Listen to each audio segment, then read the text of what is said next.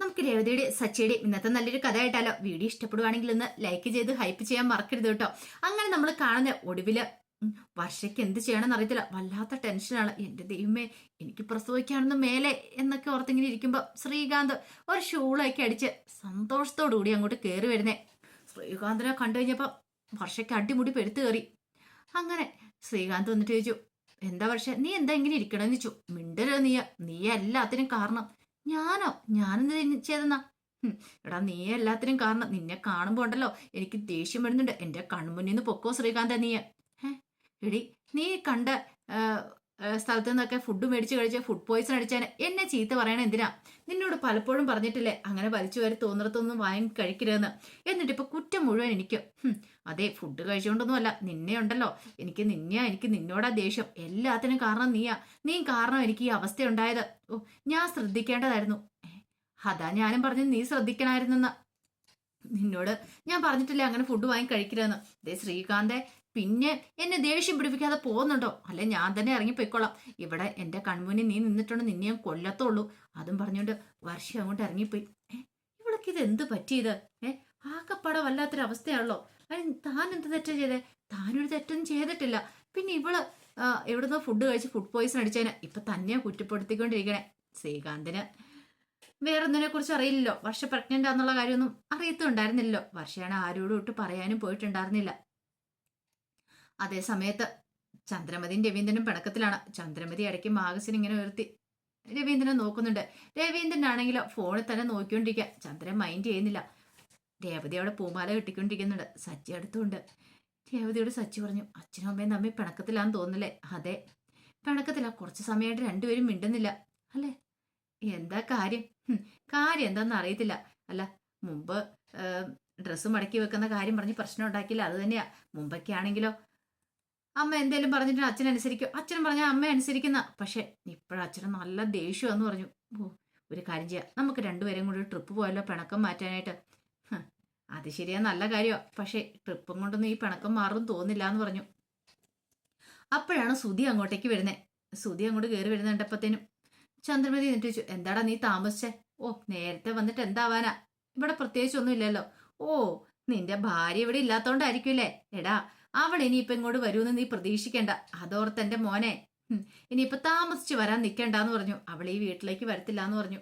സുധി ഒന്നും മിണ്ടാതെ മുറിക്കകത്തേക്ക് അങ്ങോട്ട് കയറിപ്പോയി. അപ്പോഴേക്കും ചന്ദ്രമതി പറഞ്ഞു, എല്ലാത്തിനും കാരണം അവൾ ഒറ്റ എടുത്തിയാന്ന് ഇങ്ങനെ പറഞ്ഞു. സുധി വന്നു. അവൻ പോയി കുളിച്ച് ഫ്രഷ് ആയിട്ട് വരുമ്പോഴത്തേനും ആ ഏൽസ് കൊണ്ട് കെട്ടിക്കൊടുക്കണം എന്നൊരു ചിന്തയായിരുന്നു.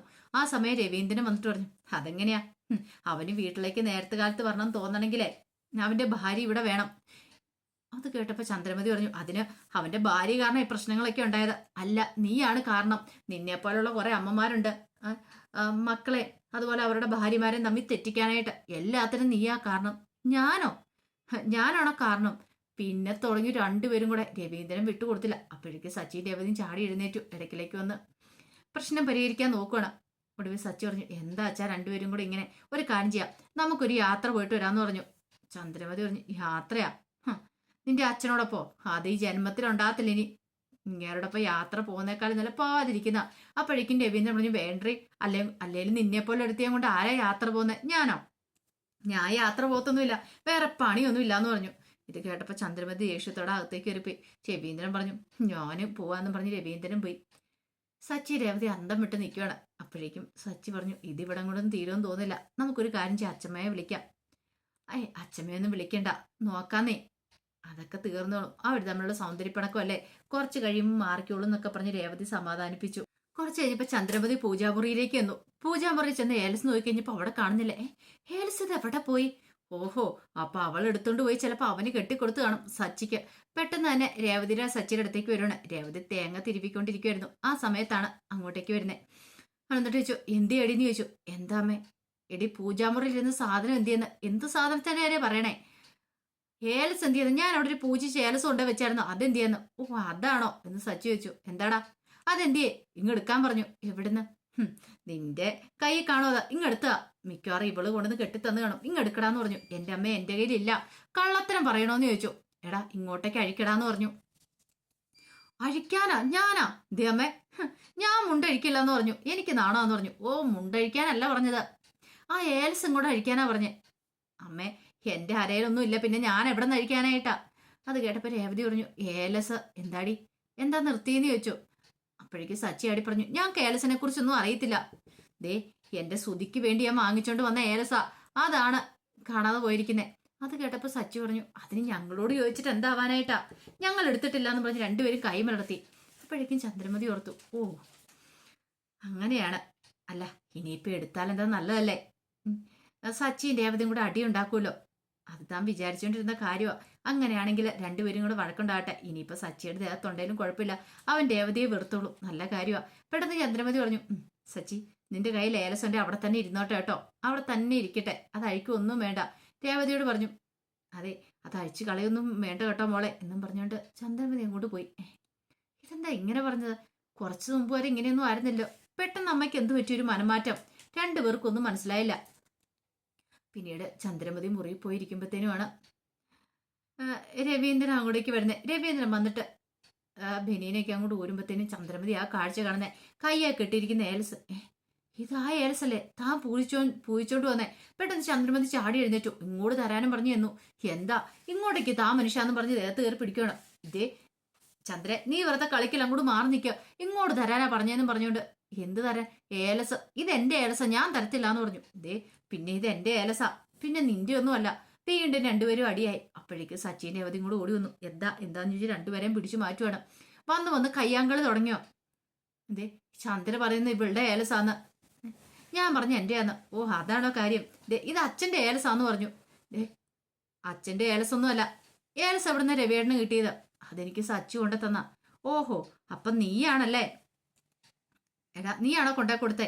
അത് ഞാനാ കൊണ്ടേ കൊടുത്തേ. അമ്മയോട് പിന്നെ ഞാൻ കള്ളത്തരം പറഞ്ഞ ഏലസ് കണ്ടില്ലെന്ന്.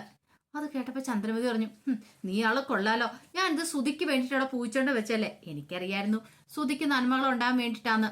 രേവതി പറഞ്ഞു, അമ്മേ, ഏൽസ് കെട്ടിയിട്ടുണ്ടെങ്കിൽ സമ്പൽ സമൃദ്ധി സൗഭാഗ്യമൊക്കെ ഉണ്ടാവും പറയുന്നത് കേൾക്കാം, അതുകൊണ്ട് അച്ഛനത് കുറച്ചുണ്ടാവട്ടെ. സച്ചി പറഞ്ഞു, അത് ശരിയാ, അമ്മയ്ക്ക് എപ്പോഴും സുതി മാത്രം നന്നായി മതിയെന്നുള്ളൂ. ചന്ദ്രമതി ഇങ്ങനെ മനസ്സിൽ പറഞ്ഞു, ദൈവമേ, ഈ ഏലസ് കിട്ടിയതുകൊണ്ട് ഇദ്ദേഹം തന്നോട് ദേഷ്യപ്പെട്ടുകൊണ്ടിരുന്നേ, തന്നോട് വെറുത്തോണ്ടിരുന്നേ.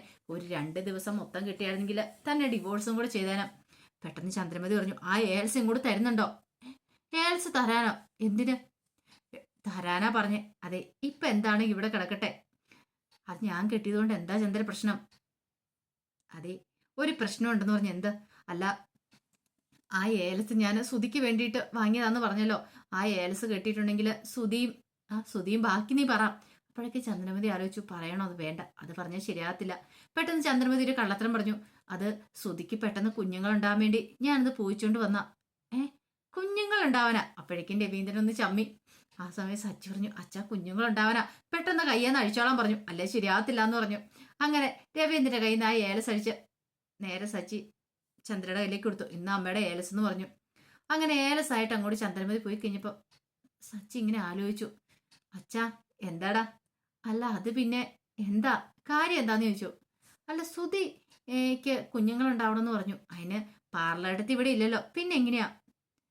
അത് കേട്ടപ്പോ രവീന്ദ്രനും ആലോചിച്ചു, ശരിയാണ്, സച്ചി പറയുന്ന കാര്യം ശരിയാണ്, പക്ഷെ ഒന്നും അങ്ങോട്ട് മനസ്സിലാകുന്നില്ല. അപ്പോഴേക്കും രേവതിയോട് പറഞ്ഞു, ഇതിനകത്ത് എന്തോ ഒരു കള്ളത്തരം ഉണ്ടെന്ന് തോന്നുന്നല്ലോ. ഓ, ചിലപ്പോൾ ആ ഏൽസ് തിരികെ വാങ്ങാനായിട്ട് അമ്മ കള്ളത്തരം പറഞ്ഞായിരിക്കും സച്ചിയേട്ടാ എന്ന് പറഞ്ഞു. ആ, ചിലപ്പോൾ അതായിരിക്കും. സുതിക്ക് മാത്രം ഐശ്വര്യം വരണമെന്ന് പ്രാർത്ഥിക്കുന്ന ആളാണല്ലോ അമ്മ, പറഞ്ഞിട്ട് കാര്യമില്ല എന്ന് പറഞ്ഞു. പിന്നീട് ചന്ദ്രമതി നേരെ ഏലസൊക്കെ ആയിട്ട് സുധീരുടെ അടുത്തേക്ക് വന്നു. സുധീരുടെ അടുത്ത് എന്നിട്ട് പറഞ്ഞു, മോനെ, ഇത് നിന്നിട്ട് കയ്യെ കെട്ടണമെന്ന് പറഞ്ഞു. ഇതെന്താ ഏലസ? എൻ്റെ അമ്മ, എനിക്ക് ഇതിൻ്റെ ഒന്നും ആവശ്യമില്ല, എനിക്ക് മോശ സമയം. എടാ മോനെ, ഇത് കെട്ടിയിട്ടുണ്ടെങ്കിൽ നിനക്ക് നല്ല കാലം തെളിയും, അതിന് വേണ്ടിയിട്ടാണ് ഞാനിത് പോയിച്ചോണ്ട് വന്നേ. നീ ആ ഷർട്ട് അങ്ങോട്ട് ഊരിക്കേ, ദേ മുട്ടിന് മോളി വേണം ഇത് കെട്ടാനായിട്ട്, ആരും കാണാൻ പാടില്ലെന്ന് പറഞ്ഞു. വേണ്ടമ്മേ, വേണ്ടെന്ന് പറഞ്ഞിട്ട് കാര്യമില്ല എന്ന് പറഞ്ഞു. അങ്ങനെ നിർബന്ധിച്ച് സുധിയെ കൊണ്ട് ആ ഏൽസ് കിട്ടിക്കണം. ഇനി എൻ്റെ മോൻ വിഷമിക്കൊന്നും വേണ്ട, ധൈര്യമായിട്ട് ഇരിക്കാനൊക്കെ പറഞ്ഞു. ആ സമയത്ത് വർഷ സമനിലയേറ്റ പോലെ ഇരിക്കുന്നത്. വർഷയ്ക്ക് എന്ത് ചെയ്യണമെന്ന് അറിയത്തില്ല, ഉറക്കം പോലും വരുന്നുണ്ടായിരുന്നില്ല. വർഷ ഇങ്ങനെ സിറ്റ് ഔട്ട് വന്നിരിക്കുമ്പോഴത്തേനും രേവതി അങ്ങോട്ട് വന്നു.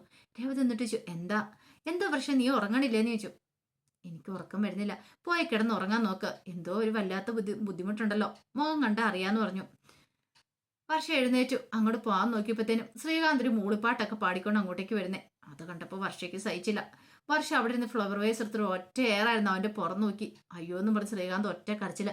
പെട്ടെന്ന് രേവതി ചെന്നിട്ട് ചോദിച്ചു, എന്താ വർഷേ, നീ എന്താ കാണിച്ച, നീ എന്തിനാ എറിഞ്ഞെന്ന് ചോദിച്ചു. ഇവൻ ഒറ്റ ഒരുത്തനാ എന്റെ ജീവൻ നശിപ്പിച്ച, ഇവനെ ഞാൻ വെറുതെ വിടില്ല, നിന്നെ ഞാൻ കൊല്ലൂടാന്നും പറഞ്ഞോണ്ട് അങ്ങ് ചെന്നിട്ട് ആ തൂണയിലേക്ക് ചാരി നിർത്തിയിട്ട് വർഷ അവന്റെ കോളറിന് കുത്തിപ്പിടിച്ചു. പിന്നീട് അവന്റെ കഴുത്തിന് പിടിച്ച് ഞെക്കുവാണ്, നിന്നെ കൊല്ലുമെന്നും പറഞ്ഞുകൊണ്ട്. രേവതി പേടിച്ചു പോയി. രേവതി ഓടി ഒന്ന് പിടിച്ചു മാറ്റാൻ നോക്കി, പക്ഷെ വർഷ വിട്ടില്ല. ആ സമയത്ത് സച്ചേട്ടാന്നും പറഞ്ഞ് രേവതി വിളിച്ചലറി കഴിഞ്ഞപ്പോൾ സച്ചി ഓടി വന്നു. സച്ചി ഓടി വന്ന് അങ്ങനെ ശ്രീകാന്തിന് മേലുള്ള പിടിപിടിക്കുകയാണ്. എന്താ വർഷ, നീ എന്ത് പരിപാടിയാ കാണിച്ച, ഇവനെല്ലാത്തിനും കാരണം ഇവനാ, ഇവൻ എന്നോട് ചെയ്യാൻ പാടില്ലാത്ത ചെയ്തു, അങ്ങനെ ചെയ്യാൻ പാടുണ്ടോ അവന് എന്നൊക്കെ പറഞ്ഞിട്ട് വർഷ ദേഷ്യപ്പെടുവാണ്. എന്താടാ കാര്യം, എനിക്കറിയില്ല എന്ന് ശ്രീകാന്ത് പറഞ്ഞു. ഇതും പറഞ്ഞിട്ട് വർഷ അങ്ങോട്ട് കയറിപ്പോയി. അപ്പോഴേക്കും സച്ചി പറഞ്ഞു, ഒരു കാര്യമില്ലാതെ അവൾ എങ്ങനെയും ചെയ്യത്തില്ല, എന്താടാ കാര്യം, നീ അവളോട് എന്താ ചെയ്തേ. അയ്യോ, ഞാനൊന്നും ചെയ്തില്ല എൻ്റെ സച്ചേട്ടാ, ഇതേ കള്ളത്തരം പറയരുത്, എൻ്റെ അടുത്ത് ഉടായ്പ കാണിക്കരുത്, നീ അവളോട് അത്ര കാര്യമായിട്ട് എന്തോ ചെയ്തിട്ടുണ്ട് അതാന്ന് പറഞ്ഞു. ശ്രീകാന്തിന് പക്ഷെ കാര്യം അറിയില്ലല്ലോ. ശ്രീകാന്ത് പറഞ്ഞു, ഞാനൊന്നും ചെയ്തിട്ടില്ല എൻ്റെ സച്ചേട്ടാ, എന്നെ ഒന്ന് വെറുതെ വിടുന്നുണ്ടോന്ന് ചോദിച്ചു. രേവതി പറഞ്ഞു, വർഷയ്ക്ക് എന്തോ കാര്യമായിട്ട് മാറ്റം സംഭവിച്ചിട്ടുണ്ട്, വർഷയ്ക്ക് എന്തൊക്കെയോ ബുദ്ധിമുട്ടുകളുണ്ട്, ശ്രീകാന്തിനെ കാണുമ്പോൾ ദേഷ്യമാ എന്നൊക്കെ പറഞ്ഞു കഴിയുമ്പോഴത്തേന് ശ്രീകാന്ത് എന്ത് ചെയ്യണമെന്ന് അറിയില്ല നിൽക്കുക. അപ്പൊ അതിന്റെ കഥകളൊക്കെ ഇന്ന് കാണുന്നത്. ഇതിന്റെ ബാക്കി വിശേഷങ്ങളുമായിട്ട് വൈകുന്നേരത്തെ പ്രമോയി വരാട്ടോ. ഒരിക്കൽ കൂടി എല്ലാവർക്കും ശുഭദിനം നേർന്നുകൊണ്ട് നിർത്തുന്നു.